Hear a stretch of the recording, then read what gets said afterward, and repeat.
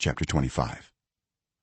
When people have a dispute, they are to take it to court, and the judges will decide the case, acquitting the innocent and condemning the guilty. If the guilty person deserves to be beaten, the judge shall make them lie down and have them flogged in his presence with the number of lashes the crime deserves. But the judge must not impose more than 40 lashes.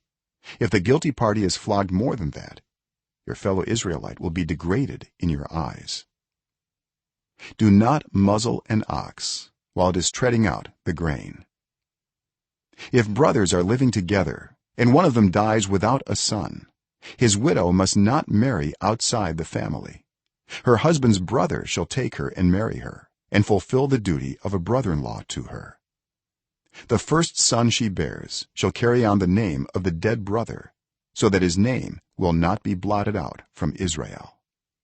However, if a man does not want to marry his brother's wife, she shall go to the elders at the town gate and say, my husband's brother refuses to carry on his brother's name in Israel.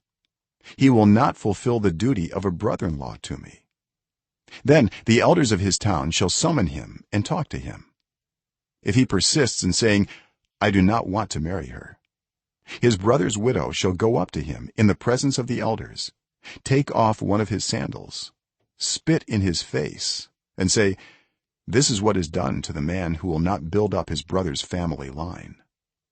That man's line shall be known in Israel as the family of the unsandaled. If two men are fighting and the wife of one of them comes to rescue her husband from his assailant, and she reaches out and seizes him by his private parts, you shall cut off her hand. Show her no pity.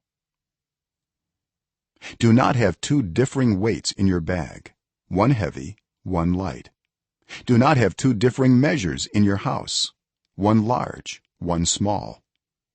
You must have accurate and honest weights and measures, so that you may live long in the land the Lord your God is giving you. For the Lord your God detests anyone who does these things, anyone who deals dishonestly.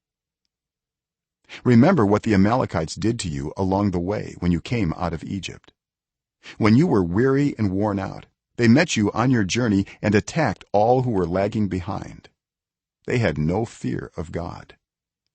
When the Lord your God gives you rest from all the enemies around you in the land he is giving you to possess as an inheritance, you shall blot out the name of Amalek from under heaven. Do not forget.